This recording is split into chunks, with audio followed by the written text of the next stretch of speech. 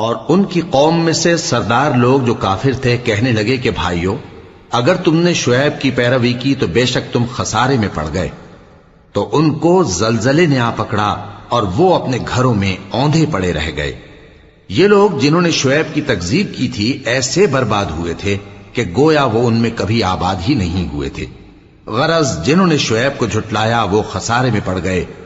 پھر شعیب ان میں سے نکل آئے اور کہا کہ بھائیو، میں نے تم کو اپنے پروردگار کے پیغام پہنچا دیے اور تمہاری خیر خواہی کی تھی، تو میں کافروں پر عذاب نازل ہونے سے رنج و غم کیوں کروں؟ اور ہم نے کسی شہر میں کوئی پیغمبر نہیں بھیجا مگر وہاں کے رہنے والوں کو جو ایمان نہ لائے دکھوں اور مصیبتوں میں مبتلا کیا تاکہ وہ عاجزی اور زاری کریں۔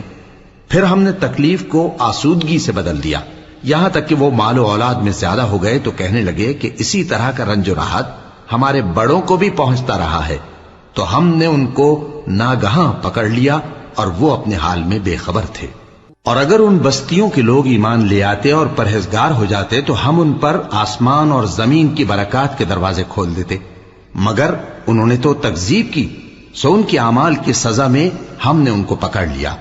کیا بستیوں کے رہنے والے اس سے بے خوف ہیں کہ ان پر ہمارا عذاب رات کو واقع ہو اور وہ بے خبر سو رہے ہوں؟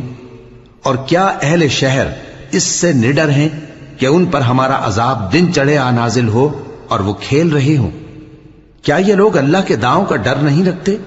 سن لو کہ اللہ کے داؤں سے وہی لوگ نڈر ہوتے ہیں جو خسارہ پانے والے ہیں۔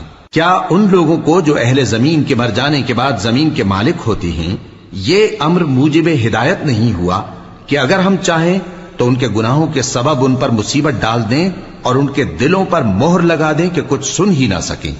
یہ بستیاں ہیں جن کے کچھ حالات ہم تم کو سناتے ہیں، اور ان کے پاس ان کے پیغمبر نشانیاں لے کر آئے، مگر وہ ایسے نہیں تھے کہ جس چیز کو پہلے جھٹلا چکے ہوں اسے مان لیں۔ اسی طرح اللہ کافروں کے دلوں پر مہر لگا دیتا ہے، اور ہم نے ان میں سے اکثر لوگوں میں عہد کا پاس نہیں دیکھا، اور ان میں اکثروں کو دیکھا تو بدکار ہی دیکھا۔